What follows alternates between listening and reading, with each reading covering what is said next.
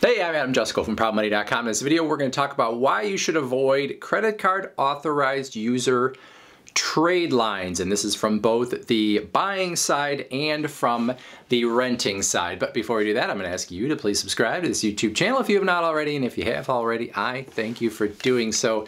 So this YouTube channel has been around for 2+ years, and I have avoided this topic pretty much purposely. It's not something I've really wanted to talk about in the past. And that is the idea of using the authorized user feature on credit cards to either raise your credit score or on the other side to sort of sell your good credit score to someone else to help them raise theirs. So there's a whole market here that is often called trade lines, whether that's buying or renting your trade line. And I haven't really wanted to get into this too much because I've had reservations about it, but I didn't want to be a big scold about it.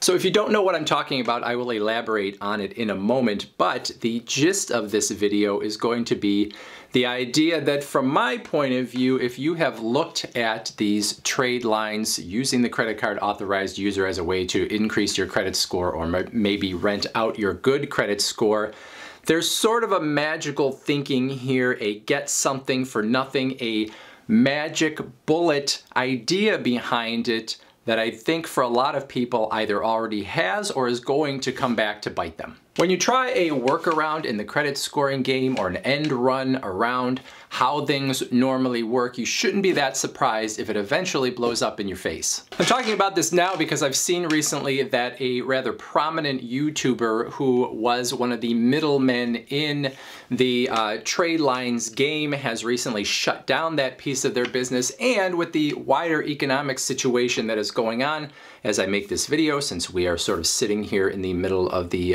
coronavirus situation as I make this video, I think is very important for people to protect their credit lines if at all possible, and so this is an issue that seems maybe even more relevant than usual. So if you don't know how this whole idea of credit card authorized user trade lines works, here's how it is in a nutshell. Say you've got this guy and he says, my credit score is a little bit low and I would like to increase it. This other guy here says, hey, you want to increase your credit score? I know how you can do it. I've got a guy over here who's got a really good credit score, and he will put you on as an authorized user onto his credit card, and that will help you raise your credit score. How does that sound? And you say, that sounds good. And so then he says, okay, it's going to cost you a number of dollars every month in order to stay on his credit card. Okay, so we've got this guy thinking, okay, I got to pay to get on that guy's credit line over there, right? So then this guy, your middleman, comes and he says, hey, you with the good credit score, how about you let this guy over here go on to your credit card as an authorized user in order to increase his credit score, and he is going to pay you. He'll never even actually get your credit card. You just put his name on. He pays every month. I'll take a little bit of a slice out of it, but all the rest of it will go to you. You don't have to do anything. This is just good for you with your good credit score. And he says, that sounds great. Why wouldn't I? So it's a win-win-win, right? The guy that wants to improve his credit score pays something every month to become an authorized user on the other guy's credit card. He never actually gets the credit card. He can't actually use it, but he's an authorized user. So in theory, it should improve his credit score because many credit scoring models will take into account the fact that an authorized user is on a card, and that will help improve that authorized user's credit score. The middleman is happy because he's getting money each month. He has now matched up this guy with the other guy over here, and now he is making money here in the middle as well. This guy's happy. He doesn't have to do a thing. The Ben Franklin over here does not have any access to his credit card, and so he is in good shape. He's just going to get some money every month. There's going to be this name on his, as an authorized user on his credit card, but it's not going to hurt him at all. So it feels like a win-win-win for everyone. So it's a smart business from the middleman's perspective because all he's doing is putting together a buyer and a renter of that credit line. He gets a little cut of the action, doesn't take on any of the risk. Now, the downside, of course, to this strategy is that what they are doing is sort of taking advantage of a loophole, or what has been a loophole in the credit scoring game. This idea that you can become an authorized user on somebody else's credit card in order to help your credit score. The idea behind it is, from the credit card company's perspective, is that you put your spouse or your child or whoever that is close to you onto your card as an authorized user, and they can use your credit card, and that means maybe there are going to be more purchases on that credit card. And then the upside from the credit scoring game is that you can kind of bring along that spouse or that child that either doesn't have a credit score, maybe doesn't have a great credit score, help them out by allowing some of your good credit to rub off on them, because that credit line that you have, if you are the person with the good credit score, if someone who has a credit score that is not as good uses it, that credit line actually will end up showing up on their credit report as if it is their credit line too. Obviously, they don't control it. You still have to pay for it if you are the person that has that credit line. But that is how you can help them to improve your credit score. That's the idea behind it. You do it for people that you know who you want to use your card and or to help them build their credit score.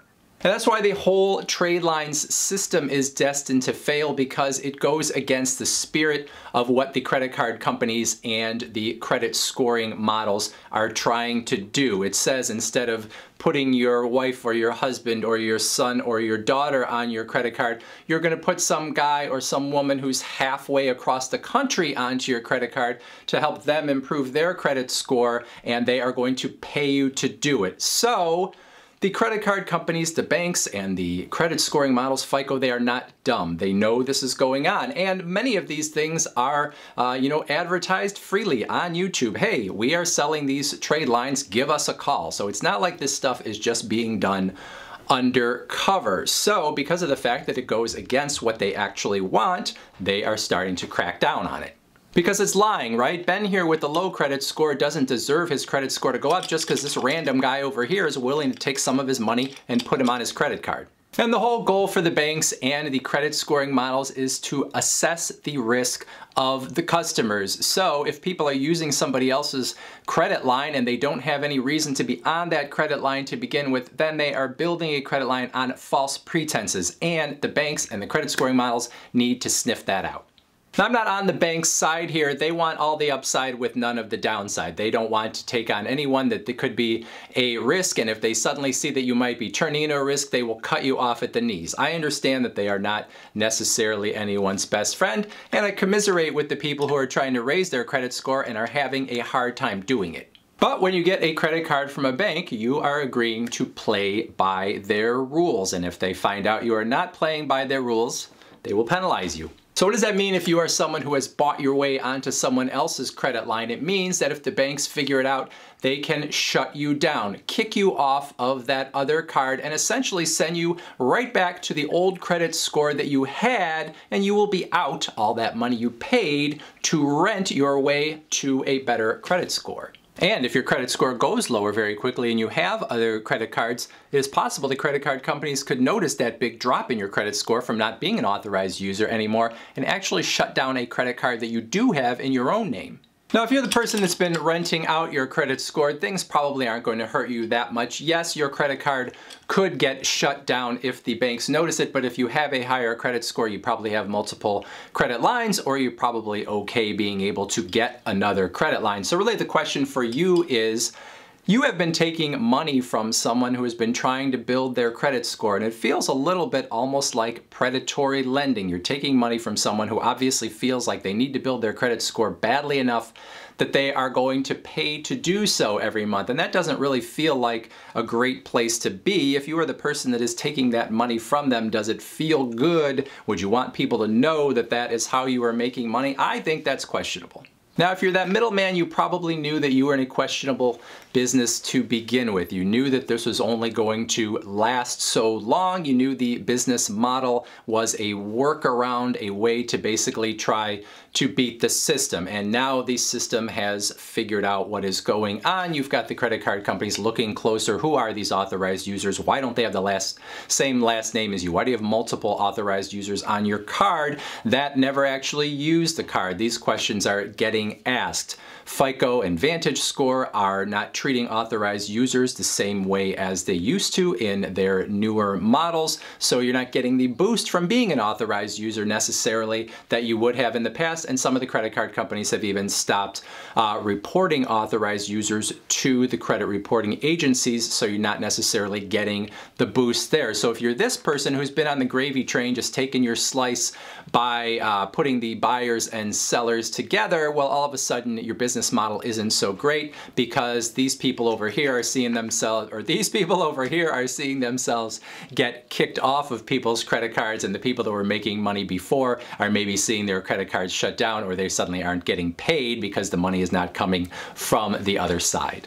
So unfortunately, some people paid those middlemen to improve their credit scores, and they may have got a short-term fix, but because it is not a sustainable model, there are some people who are seeing their credit scores go back to where they were, but they're not seeing that money that they paid go back into their pockets. So bottom line, using these credit card authorized user Tradelines services is not a way to increase your credit score for the long haul. It feels like maybe a good workaround or an end run around the banks and the credit scoring models, but unfortunately it is not a sustainable thing. You have to stick to the rules that we've talked about in many other videos, paying your bills on time, not holding on to too much debt. It is a long process to increase your credit score, and trying to circumvent that in order to make that score go up quicker oftentimes is not going to work.